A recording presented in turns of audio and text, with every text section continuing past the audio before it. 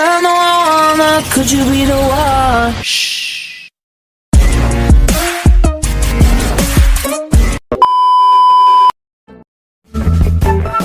Assalamualaikum warahmatullahi wabarakatuh. Perkenalkan, nama saya Ladidik Majimatabsari, NIM 190807629 dari kelas Pendidikan Kimia 5B.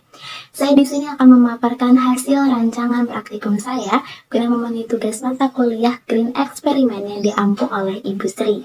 Nah, pada praktikum ini saya menggunakan alat dan bahan yang amat sangat sederhana serta ramah lingkungan untuk mengidentifikasi adanya formalin pada makanan dengan menggunakan indikator getah pepaya.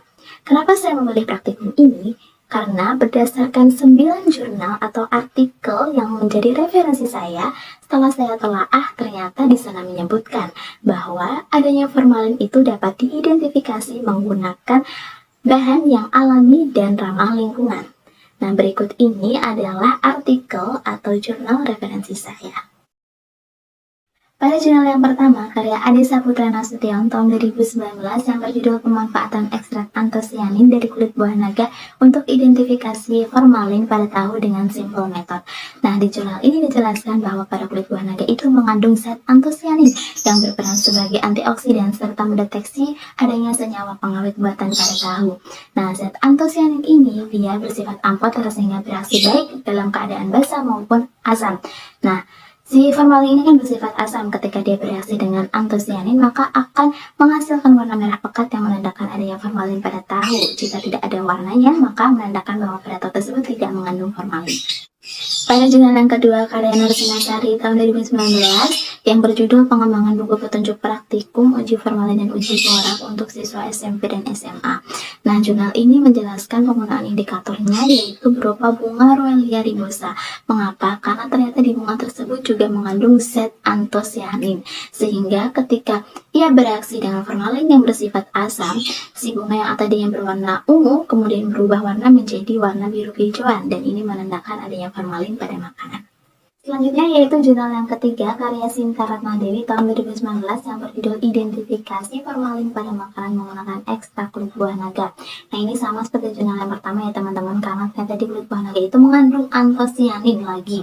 Nah, antosianin ini dia akan berubah warna seiring dengan perubahan nilai pH. Jadi ketika dia bereaksi dengan formalin akan berubah warna menjadi warna merah pekat yang menandakan bahwa pada makanan tersebut mengandung formalin.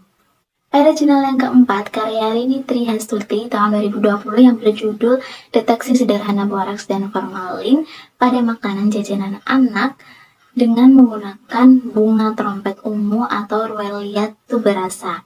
Nah, dalam jurnal ini dijelaskan bahwa seluruh tumbuhan yang berwarna dan mengandung zat antosianin di dalamnya, maka ia dapat digunakan sebagai indikator untuk menguji adanya formalin. Nah, di bunga trompet ungu ini dia juga mengandung zat antosianin, sehingga ketika bereaksi dengan formalin akan mengalami perubahan warna yang menandakan bahwa di dalam makanan tersebut mengandung formalin. Nah, selanjutnya yaitu ada jurnal yang kelima dan yang keenam. Jurnal yang kelima ini karya Adita Sylvia tahun 2021 yang berjudul Pelatihan Identifikasi Borak pada Makanan Secara Sederhana di Kelurahan Pamijen Kabupaten Banyumas. Dan yang keenam ini karya Herianti tahun 2019 yang berjudul Pengujian Kandungan Borak dan Formalin pada Makanan dengan menggunakan Simple Method di kelompok PKK kilometer 13 Pondok Meja. Nah, kedua jurnal ini sama-sama melatih kepada masyarakat untuk dapat mengidentifikasi adanya formalin atau borak pada makanan dengan menggunakan indikator yang sangat alami, yaitu berupa kunyit. Mengapa kunyit? Karena ternyata pada kunyit itu terkandung kurkumin di dalamnya. Nah, kurkumin ini bisa mendeteksi adanya asam borat. Asam borat adalah senyawa kimia yang dihasilkan dari borak dan formalin jika dilarutkan ke dalam air, sehingga identifikasi formalin itu bisa digunakan menggunakan kunyit karena adanya reaksi dari kurkumin dan asam borat yang akan menghasilkan perubahan warna menjadi warna merah kecoklatan dan menandakan pada makanan tersebut mengandung formalin. Oke, selanjutnya jurnal yang ketujuh karya Nanang Rahman tahun 2019 yang berjudul Formalin and Borak Qualitative Test Use Natural Indicator, dan jurnal yang ke-8 karya Eki Rizky tahun 2020 yang berjudul Formalin Analysis of Tofu Using Dragon Fruit Extract. Nah, kedua jurnal ini yang satunya menggunakan indikator berupa bunga trompet dan yang satu lagi menggunakan indikator berupa ekstrak kulit buah naga. Keduanya tadi sudah kita bahas bahwa keduanya itu mengandung zat antosianin yang dapat mengidentifikasi atau mendeteksi adanya formalin dengan cara perubahan warna. Nah, selanjutnya jurnal yang terakhir yaitu karya Gracia Marioga tahun 2021 yang berjudul The Use of Turmeric as an Analgesic Using the Formalin Test in Murid Model. Nah, di jurnal ini dijelaskan bahwa dia menggunakan indikator berupa kunyit yang mengandung kurkumin sehingga bisa mendeteksi adanya asam borat. Nah, reaksi dari asam borat dan kurkumin ini juga bisa mengidentifikasi adanya formalin pada makanan. Berdasarkan referensi dari jurnal-jurnal tersebut, dapat disimpulkan bahwa setiap indikator itu memiliki zat di dalamnya yang dapat mendeteksi adanya formalin pada makanan. Nah, maka dari itu penelitian saya kali ini akan menggunakan indikator berupa getah pepaya untuk mengidentifikasi adanya formalin pada makanan. Karena pada getah pepaya juga mengandung enzim protease yang dapat memecah protein pada makanan serta dapat mendeteksi adanya formalin pada makanan. Assalamualaikum warahmatullahi wabarakatuh. Halo teman-teman, di video yang kedua ini saya akan memaparkan alat dan bahan apa aja sih yang kita perlukan untuk melaksanakan praktikum sederhana, yaitu mengidentifikasi adanya formalin pada makanan dengan menggunakan indikator getah pepaya. Nah, tentunya bahan utama yang kita gunakan adalah getah pepaya muda, karena dia akan berperan sebagai indikator. Jadi dia yang mengidentifikasi nantinya apakah ada formalin di dalam sampel makanan yang kita gunakan. Kemudian bahan yang kedua yaitu ada sampel-sampel makanan. Nah, ini bisa berupa bakso, sosis, tahu, ikan pindang, ikan asin, dan mie kuning basah. Nah, sampel-sampel makanan ini nantinya akan kita identifikasi apakah mereka itu mengandung formalin atau tidak. Tentunya sampel makanan ini sangat mudah ya kita cari dalam kehidupan sehari-hari.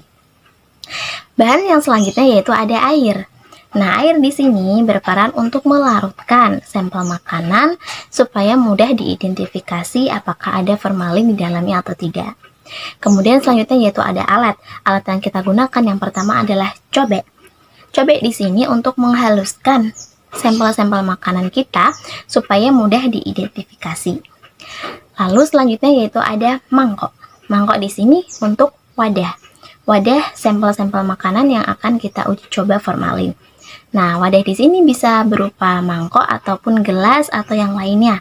Yang penting jumlah wadahnya itu sama dengan jumlah sampel kita. Selanjutnya yaitu ada pisau. Nah, pisau di sini digunakan untuk mengiris pepaya supaya getahnya keluar. Kemudian pisau juga bisa digunakan untuk mengiris sampel supaya ketika dihaluskan menggunakan cobek nanti lebih mudah. Yang terakhir yaitu ada sendok. Nah, sendok di sini digunakan untuk mengambil sampel makanan yang sudah dihaluskan untuk ditaruh ke dalam wadah. Sendok juga bisa digunakan untuk melarutkan dalam air pada sampel. Nah, itu tadi pemaparan video alat bahan dari saya. Terima kasih teman-teman. Sampai bertemu di video selanjutnya. Nah, ini adalah alat dan bahan yang kita butuhkan untuk melaksanakan praktikum. Bisa teman-teman perhatikan ya alat dan bahannya apa saja yang dibutuhkan. Nah, selanjutnya yaitu ada cara kerja. Cara kerjanya yang pertama dipotong-potong dulu sampel makanannya, setelah itu diulek. Nah, setelah halus kemudian diletakkan ke dalam wadah. Nah, ini berlaku untuk semua sampel makanan, bisa ikan pindang, ikan asin, sosis, mie basah, tahu, bakso, lontong, semuanya kita perlakukan dengan perlakuan yang sama. Dipotong-potong dulu supaya ketika mengulek nanti itu mudah. Nah, setelah itu diulek sampai halus, kalau diletakkan ke dalam wadah. Kenapa kok harus diulek dulu? Karena supaya ketika melakukan proses identifikasi itu mudah, karena nanti akan kita larutkan dengan air, sehingga harus diulek dulu supaya sampelnya halus. Nah, ini perlakuannya sampai ya teman-teman, bisa kalian amati dulu.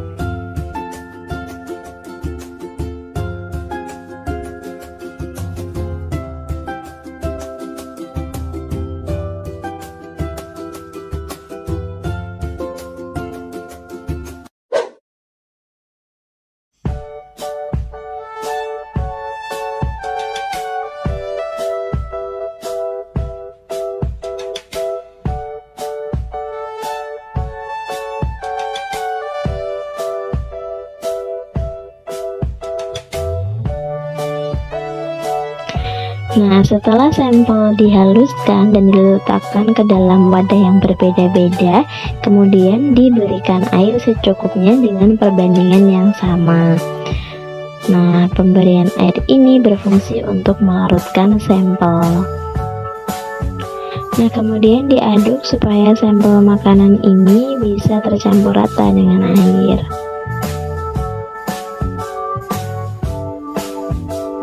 Selanjutnya yaitu diiris pepaya supaya keluar getahnya. Nah, kemudian diteteskan getah pepaya muda tersebut ke dalam 7 sampel makanan kita. Nah, ini diteteskannya bisa secukupnya aja. Nah, penetesan getah pepaya ini berfungsi sebagai indikator pendeteksi adanya formalin pada sampel makanan.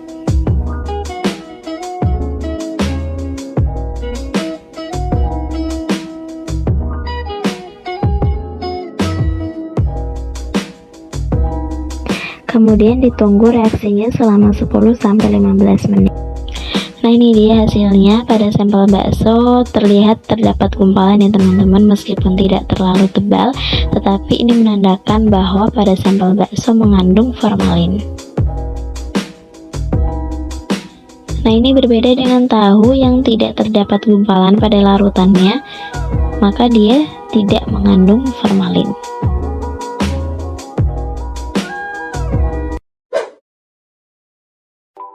Nah, selanjutnya ada sosis. Sosis juga sama dengan tahu, tidak terdapat gumpalan, yang artinya bahwa sosis ini tidak mengandung formalin.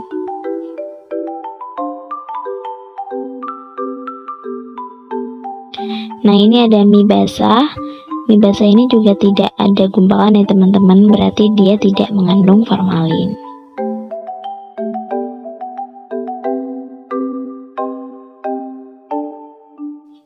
Oke, selanjutnya ada ikan asin. Nah, di sini terlihat sangat jelas ya bahwa ada gumpalannya, dan ini gumpalannya lumayan tebal.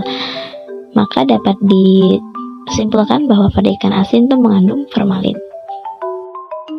Nah, ini untuk yang ikan pindang juga terdapat gumpalan meskipun tidak setebal yang ikan asin, tetapi ini menandakan bahwa pada ikan pindang mengandung formalin. Selanjutnya yaitu pada lontong. Nah, di sini sama ya teman-teman, ada gumpalannya, dan ini juga tebalnya sama seperti ikan asin tadi, menandakan bahwa pada lontong ini mengandung formalin.